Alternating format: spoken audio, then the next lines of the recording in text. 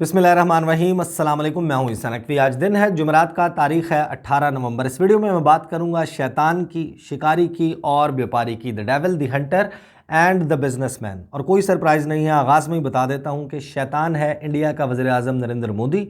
शिकारी है रूस के सदर व्लादिमीर पुतिन और व्यापारी यानी कि बिजनेसमैन है अमेरिका के सदर जो बाइडन। और इन तीनों के दरमियान अगले 20 से 30 दिन में दो इंतहाई अहम डेवलपमेंट्स होने जा रही हैं, जिसके पाकिस्तान और इस खित्ते पर क्या असरात होंगे, इसके हवाले से भी इसी वीडियो में जायज़ा लेंगे। पहले बात करते हैं शैतान की। इंडिया के वज़ीर आज़म नरेंद्र मोदी, जो कि सफारतकारी पर यकीन नहीं रखते, वो नहीं समझते कि मामलात मुख्तलिफ ममालिक के साथ अपने तनाज़ात को बातचीत के ज़रिए भी हल किया जा सकता है। इनका एक मकसद है, वह है कि हिंदुस्तान को, इंडिया को एक हिंदू राष्ट्र बनाना है, यानी कि वहाँ पर सिर्फ हिंदू रह सकते हो, मुसलमानों या दीगर अक़लियतों को वहाँ रहने का हक़ हासिल नहीं है। ये बात वो ऐलान करके नहीं कहते, लेकिन उनके अमल से कम कम यही साबित होता है। साथ ही ये इंडिया के वज़ीर आज़म नरेंद्र मोदी कश्मीर पर अपने गैर कानूनी तसल्लुत को हमेशा हमेशा के लिए कायम रखना चाहते हैं। फिर ये भी यकीन रखते हैं कि 1962 और 1994 की इंडियन पार्लियामेंट की करारदादें,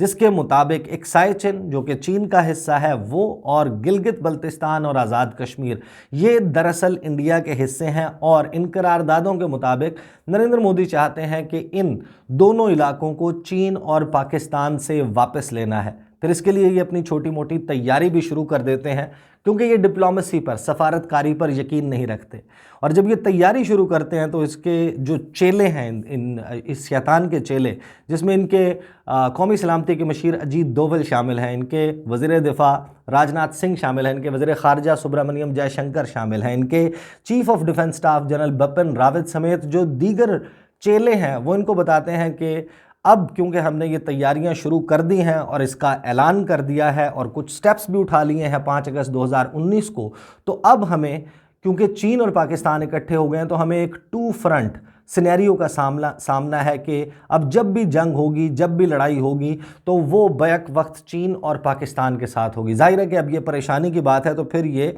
अपनी डिफेंस स्पेंडिंग्स को बहुत ज़्यादा बढ़ा देते हैं और मज़ीद असलहे की, सोफिस्टिकेटेड वेपन्स की ख़रीदारी में, बिलियंस ऑफ डॉलर्स के वेपन्स की ख़रीदारी में मसरूफ़ हो जाते हैं। अच्छा, इससे पहले कि मैं शिकारी की तरफ आऊँ, जो कि शिकार करने इंडिया आ रहे हैं, बहुत सारे मेरे जो इंडियन फॉलोवर्स हैं वो नीचे जाकर, जाहिर है कि हमेशा कमेंट्स बॉक्स में हमें बताने की कोशिश करते हैं कि इंडिया कितना अमीर है।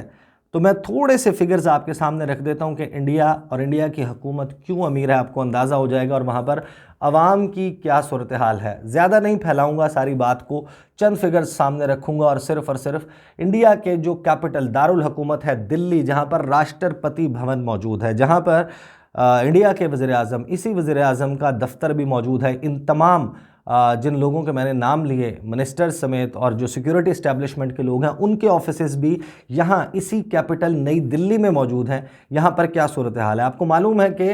इंडिया में जो डेफिनेशन है होमलेस की, बेघर अफराद की, वो इंडिया की अपनी डिक्शनरी के मुताबिक है कि जो लोग पेवमेंट्स पर, रास्तों पर रहते हैं, फुटपाथ्स पर रहते हैं, सड़क के किनारे रहते हैं, रेलवे के प्लेटफॉर्म पर रहते हैं, स्टेयर केसेस यानी कि सीढ़ियों पर रहते हैं, टेम्पल्स, मंदिरों में रहते हैं, स्ट्रीट्स या फिर गलियों में, पाइप्स, जो बड़े बड़े ड्रेनेज के और सीवरेज के पाइपलाइंस होती हैं उसमें रहते हैं, या फिर दीगर जो ओपन स्पेसेस हैं, खुली जगह हैं, वहाँ पर रहते हैं, उन लोगों को इंडिया में बेघर अफराद कहा जाता है। अब आपको ये पता है कि इंडिया में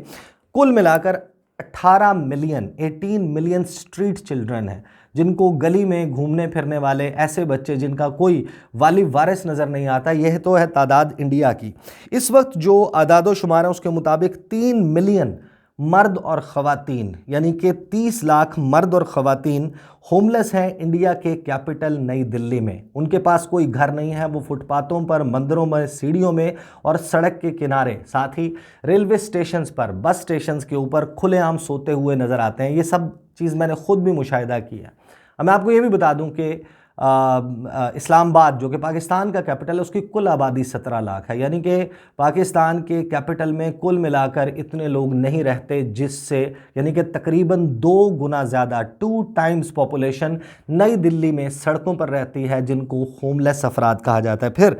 तकरीबन 90 मिलियन अफराद हैं इंडिया में जो कि $1 से कम जिनकी इनकम है डेली की, इनको below poverty line by all standards, इनको कहा जा सकता है कि इनके पास रोज़ाना खाने पीने की अशिया भी मौजूद नहीं होती। फिर साथ ही आपको अंदाज़ा होना चाहिए कि जो स्लम्स हैं यानी कि कच्ची आबादियाँ, उसके हवाले से पूरी दुनिया में जितनी पॉपुलेशन इंडिया में मौजूद है कहीं नहीं। स्लम्स में रहने वाले इंडिया में जो लोग हैं, कच्ची आबादियों में रहने वाले, उनकी तादाद बरतानिया की कुल आबादी से ज़्यादा है। बरतानिया की कुल आबादी तकरीबन 67 मिलियन यानी कि 6 करोड़ 70 लाख है, और इंडिया में कच्ची आबादियों में रहने वाले लोगों की तादाद 6 करोड़ 80 लाख से ज़ायद है। और पूरी दुनिया में जो लोग कच्ची आबादियों में रहते हैं, दुनिया के तमाम ममालिक में मिलाकर उसका 17% सिर्फ़ और सिर्फ इंडिया में रहते हैं। ये सूरत हाल है इंडिया की, और ये सूरत हाल इंडिया में होमलेस अफराद की, गुर्बत की, पावर्टी की इस वजह से है कि जब भी पाकिस्तान की तरफ से ये ऑफ़र की जाती है कि आप जंगी तैयारियों को छोड़कर बातचीत के ज़रिए, मुज़ाकरात के ज़रिए हमारे साथ बैठकर तमाम तनाज़ात का हल निकालें, तो इंडिया मुज़ाकरात से मुंह फेरता है, जंगी तैयारियों में मसरूफ़ रहता है। जवाब में पाकिस्तान को भी यही करना पड़ता है, और फिर पूरा साउथ एशियन सार्क रीजन गुर्बत की इस दलदल में धकेल दिया जाता है। अब बात करते हैं शिकारी के शिकारी व्लादिमीर पुतिन करने क्या आ रहे हैं इंडिया में। आपने कभी नोट किया होगा, हम सब टेलीफोन इस्तेमाल करते हैं। आपने आईफोन का, जाहिर है कि किसको नहीं पता आजकल आईफोन का, सैमसंग समेत मुख्तलिफ जो मोबाइल फ़ोन कंपनियां हैं, ये हर साल एक नया जो वेरिएंट है या एक वर्जन है, अपग्रेड करके एक अपग्रेडेड फॉर्म में मोबाइल फ़ोन निकालते हैं। आईफोन 13 आजकल आया हुआ है, और आईफोन 13 का फिर प्रो और फिर प्रो मैक्स, हर साल एक नया मॉडल लाया जाता है और फिर उस मॉडल के वेरिएंट्स निकाले जाते हैं। उसके वेरिएंट्स निकालने की वजह, प्रो और प्रो मैक्स निकालने की वजह यह है कि कारोबार किया जाए और जो क्लाइंट्स हैं उनके दरमियान एक जेलसी क्रिएट की जाए कि नहीं, इससे ज़्यादा बेहतर वो है। और उसमें क्या फ़र्क होता है, एक लेंस का, कैमरे के लेंस का फ़र्क होता है, या फिर कुछ छोटी मोटी स्पेसिफिकेशंस की का डिफरेंस होता है, स्क्रीन के साइज़ का डिफरेंस होता है, किसी को वेट जो है वो उसका ज़्यादा या कम कर देते हैं। और इस सारे धंधे में फंसाने का मकसद ये है कि आपके साथ कारोबार किया जाए, आपको अपना सामान बेचा जाए और उस जेलसी का फ़ायदा उठाया जाए। अब देखेंगे व्लादिमीर पुतिन करने क्या आ रहे हैं। इकोनॉमिक टाइम्स की स्टोरी मेरे सामने इस वक्त मौजूद है, इकोनॉमिक टाइम्स, इंडिया टुडे, ये दो स्टोरीज मैं आपके सामने कोट कर दूंगा कि व्लादिमीर पुतिन का टारगेट क्या है यहाँ आने का। अच्छा, आपको ये भी बता दूं कि साल 2020 में व्लादिमीर पुतिन का इंडिया का दौरा नहीं हुआ, और तकरीबन 20 सक्सेसिव हर साल होने वाली समिट्स यानी कि सरबराह इजलास के बाद साल 2020 वो वाहिद साल था जिस वक्त इंडिया अमेरिका के साथ बहुत ज़्यादा पींगे बढ़ाने की कोशिश कर रहा था, और इंडिया के पास कोई अच्छी डिफेंस डील मौजूद नहीं थी रूस को देने के लिए। इसी वजह से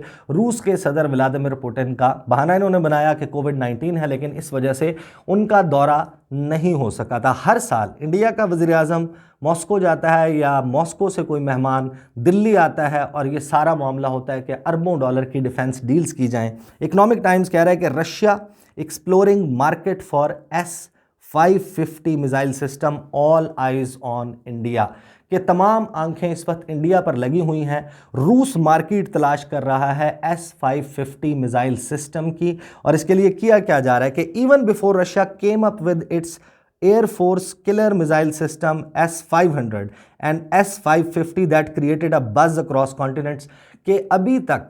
S-500 और S-550 तो बिल्कुल इंसेप्शन के और उसकी स्टेज में है कि जहां पर उसको बनाने का आगाज़ भी नहीं किया गया। और इवन जो S-500 है, जो कि S-400 आपको पता है कि डिलीवरी स्टार्ट हो रही है, तकरीबन $5.2 बिलियन की डील दी थी इंडिया ने रूस को,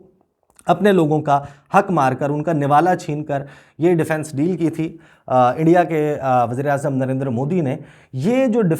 मिसाइल डिफेंस सिस्टम है S-400, ये तो मिलने लग गया है। S-500 अभी तक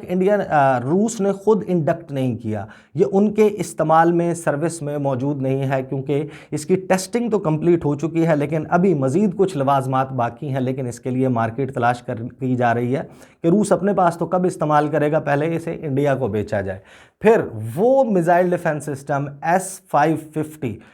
जो कि अभी इंसेप्शन की स्टेज में है, जिसका सिर्फ अभी आइडिया कंसीव किया गया और उसके ऊपर अभी अमल दरामद का आगाज़, उसकी मैन्युफैक्चरिंग का आगाज़ नहीं किया गया, वो भी बेचना चाहते हैं ये इंडिया को। इंडिया टुडे क्या कहता है कि क्यों आ रहे हैं रूस के सदर व्लादिमीर पुतिन, किस किस्म का शिकार करने आ रहे हैं। Why India could be leasing a second nuclear powered attack submarine from Russia, कि इंडिया अब एक और न्यूक्लियर पावर्ड सबमरीन जो है वो लेने जा रहा है रूस से। आपको मालूम है कि यानी कि ज़ाहिर है कि बहुत सारे लोगों को मालूम नहीं होगा, 1988 में पहली मर्तबा न्यूक्लियर पावर्ड सबमरीन इंडिया ने लीज़ की थी, यानी कि 3 साल के किराए पर ली थी रूस से अपनी दिफाई ज़रूरियात के लिए। उसके बाद 2012 में INS चक्रा, पहले भी जो INS चक्रा थी, फिर INS चक्रा 2 थी, ये भी एक न्यूक्लियर पावर्ड सबमरीन थी जिसको 2008 में बनाया गया था रूस में, और 4 साल चलने के बाद इस सबमरीन को 10 साल के लिए किराए पर रूस ने दे दिया था इंडिया को। इसका 10 साल जो है वो टेन्योर तकरीबन मुकम्मल हो चुका, और जून के महीने में कहा जाता है कि इसको वापस रूस भिजवा दिया गया। इसी दौरान 2019 में 3 अरब डॉलर्स की डील की थी इंडिया ने कि 2025-26 में रूस इनको एक और INS चक्रा 3 के नाम से न्यूक्लियर पावर्ड यानी कि एटमी तवानाई से चलने वाली सबमरीन यानी कि आबदोज़ फराहम करेगा। उसके आने में अभी वक्त है, और उस वक्त के दौरान इस वक्त जब इंडिया के पास कोई न्यूक्लियर पावर्ड सबमरीन मौजूद नहीं है, तो इंडिया ये चाहता है अपनी एक मौजूद है, उसके बाद एक और एडिशनल जो है वो करके वो 2 ऐसे कोर स्ट्राइक ग्रुप्स तश्कील देना चाहता है जिसमें उनके पास एयरक्राफ्ट कैरियर्स हों और उसके साथ इनकी न्यूक्लियर पावर्ड सबमरीन चल सकें। लेकिन अब इसकी जो क्वांटम है इन डिफेंस डील्स का, उसका अंदाज़ा लगाएं कि जो इंडिया टुडे है उसका ये दावा है कि इस वक्त इंडिया और रूस इनके दरमियान या नेगोशिएट हो रही हैं या हो चुकी हैं तकरीबन 15 अरब डॉलर से ज़ायद की दिफाई साजो सामान देने ख़रीदने की डील्स। और इसमें बहुत ही सोफिस्टिकेटेड वेपन्स शामिल हैं, इसमें military equipment, front line military equipment शामिल है, इसमें लॉन्ग रेंज मिसाइल्स शामिल हैं, इसमें मिसाइल डिफेंस सिस्टम शामिल है, इसमें फाइटर जेट्स शामिल हैं, और इसमें असॉल्ट राइफल्स और अपनी आर्म्ड फोर्सेस की मॉडर्नाइजेशन के लिए मुख्तलिफ़ किस्म का इक्विपमेंट शामिल है। तो ये तो है वो तफसील जो कि इंडियन मीडिया छाप रहा है कि ये शिकारी व्लादिमीर पुतिन क्या करने आ रहे हैं इंडिया। ये जाहिर है कि अगले 20 दिनों में 6 या 7 दिसंबर का कहा जा रहा है कि रूस के सदर लैंड करेंगे नई दिल्ली में, 1 दिन का दौरा होगा, और ये डील्स उससे पहले ही फाइनलाइज कर ली जाएंगी जब 2+2 डायलॉग होगा रूस और इंडिया के दरमियान। दोनों ममालिक के वज़राए दिफा और वज़राए ख़ारजा बैठकर इन डील्स को फाइनलाइज करेंगे जिन पर दस्तखत किए जाएंगे व्लादिमीर पुतिन के दौरे के दौरान। अब जाहिर है कि आपको मालूम है कि मैं बड़ी तफसील से डिस्कस कर चुका हूं कि जो काटसा का कानून है, countering American adversaries through sanctions act, होना तो ये चाहिए कि अमेरिका पाबंदियां लगाए इंडिया के ऊपर, क्योंकि वो रूस से इंतहाई सोफिस्टिकेटेड किस्म का मिसाइल डिफेंस सिस्टम ख़रीद चुका है S-400, जिसकी डिलीवरी स्टार्ट हो गई है। जिस तरह अमेरिका ने इसी कानून के तहत चीन के ऊपर पाबंदियाँ लगाईं, तुर्की पर पाबंदियाँ लगाईं, लेकिन नहीं, बात यह है कि इंडिया जो है उसके अगर वो व्यापारी जो कारोबार करने वाला है वो कारोबार नहीं करेगा तो फिर क्या करेगा। अगर रूस अरबों डॉलर्स हासिल कर सकता है तो फिर अमेरिका किस तरह पीछे रह सकता है। आपको पता है कि वैसे भी उनके दरमियान लीमा, बीका, कमकासा ये दिफाई मुआहदे मौजूद हैं। इसी तरीके से जो अमेरिकन मुख्तलिफ मिलिट्री गियर है, इक्विपमेंट है, वो इंडिया ख़रीदता है। तो अब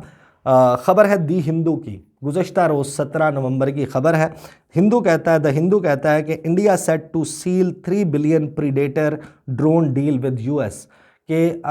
इंडिया जो है वो बिल्कुल आखिरी मरहले में पहुंच चुका है, 3 अरब डॉलर के ड्रोन्स ख़रीदने जा रहा है। कुल मिलाकर 30 ड्रोन्स, आर्म ड्रोन्स ख़रीदे जाएंगे जिनका मुख्तलिफ़ मकासद के लिए जिनको इस्तेमाल किया जा सकता है, अटैक के लिए, जासूसी के लिए, इंटेलिजेंस गैदरिंग के लिए इनको इस्तेमाल किया जा सकता है। और इसकी जो डील है 3 अरब डॉलर की, इसके हवाले से इवन जो इंडिया के नेवल चीफ़ हैं करमबीर सिंह, उन्होंने इसके हवाले से गुफ्तगू की, और उनके जो वाइस एडमिरल हैं उन्होंने भी इसके हवाले से बात की कि जो डिफेंस एक्विजिशन काउंसिल है उसमें अगले चंद ही हफ्तों में इस डिफेंस डील को पेश कर दिया जाएगा, और वहाँ से इसको क्लियर करवाने के बाद प्राइम मिनिस्टर नरेंद्र मोदी की सदारत में होने वाले काबीना कमेटी में जो सिक्योरिटी के हवाले से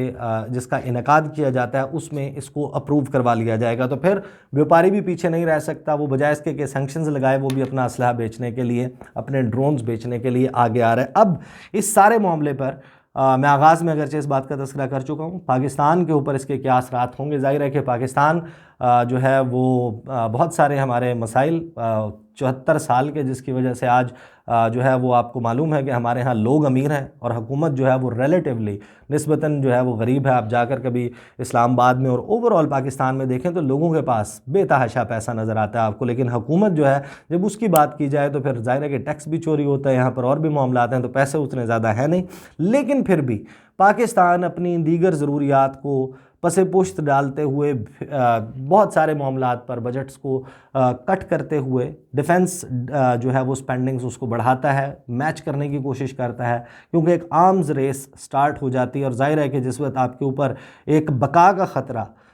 थोप दिया जाए, ठोंस दिया जाए इंडिया जैसे मुल्क की तरफ से, और पाकिस्तान को पता हो कि अगर हमने इसको मैच ना किया तो फिर उस नतीजे में पाकिस्तान के साथ क्या होगा, तो फिर जाहिर है कि इसका असर ये होगा कि पाकिस्तान जो है वो अगर इतने अरब डॉलर्स की नहीं भी कर सकता, लेकिन उसको मैच करने के लिए कुछ ना कुछ डील तो करेगा। किसी से भी ख़रीदे, चाइना से ख़रीदे, किसी और मुल्क से, लेकिन ये एक आर्म्स रेस स्टार्ट होगी। पाकिस्तान का दफ्तर ख़ारजा इसके ऊपर क्या कहता है मैं आपको ऑलरेडी बता चुका हूँ कि S-400 पर भी उनका मौक़िफ़ सामने आना है। आज जुमेरात के दिन 2 बजे तर्जुमान दफ्तर ख़ारजा आसिम इफ्तिखार साहब की प्रेस कॉन्फ्रेंस होगी, वीकली प्रेस ब्रीफिंग। उसमें इन मामलात पर ज़ाहिर है कि वो अपना मौक़िफ़, पाकिस्तान का मौक़िफ़ सामने रखेंगे। वो लेकर इंशाल्लाह आपके सामने अगली वीडियो में आऊँगा। अगली वीडियो में आपके साथ मुलाकात होगी। मुझे इजाज़त दीजिए। अल्लाह हाफ़िज़।